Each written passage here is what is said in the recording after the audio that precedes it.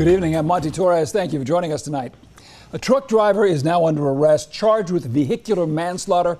That's after a deadly crash on Florida's Turnpike Tuesday.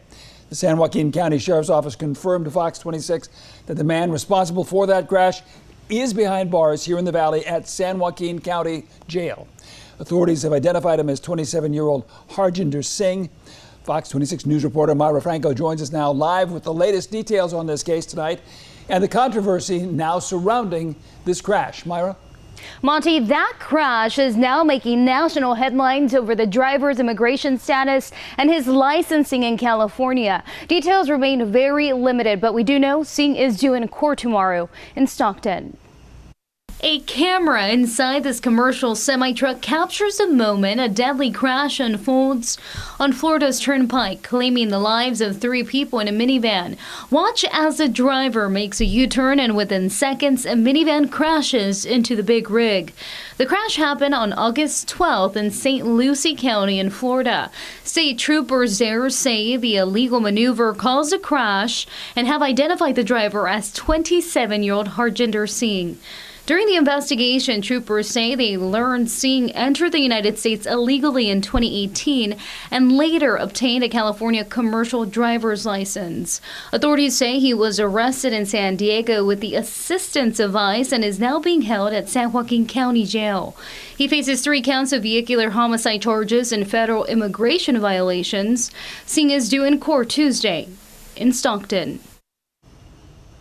We reached out to the California Trucking Association for comment. It provided the following statement you see on your screen that reads, "We are deeply saddened by the tragic crash in Fort Pierce, Florida that claimed 3 innocent lives. Our thoughts are with the families and loved ones of those affected." It also goes on to say it will remain committed to promoting safety and compliance throughout California's trucking industry. Monty, back to you here in the studio. All right, Myra.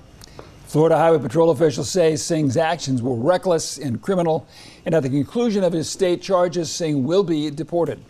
State troopers weren't the only ones weighing in on the driver's immigration status and how he obtained a commercial license in California.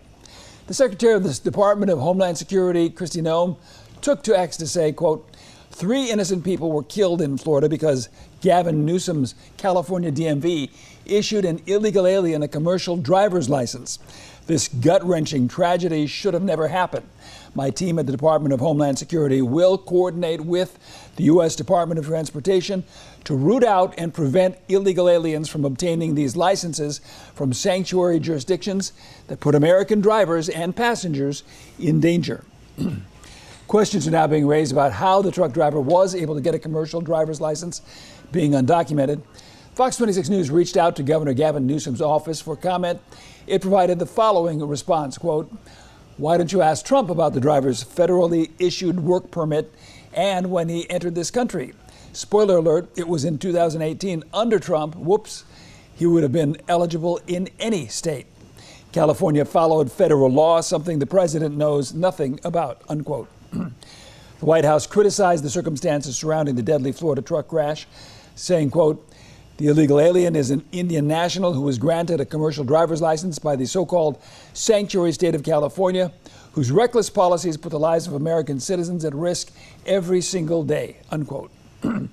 Now, in light of that tragic accident in Florida and the current debate, it's interesting that when the bill granting undocumented immigrants drivers license privileges in California was passed, that was in 2013, AB 60, the Safe and Responsible Drivers Act, public safety was one of the main arguments supporters cited. Statistics show that untrained drivers are 3 times more likely to be involved in accidents. When we took the licenses away from immigrants, we had the safest roads in the nation.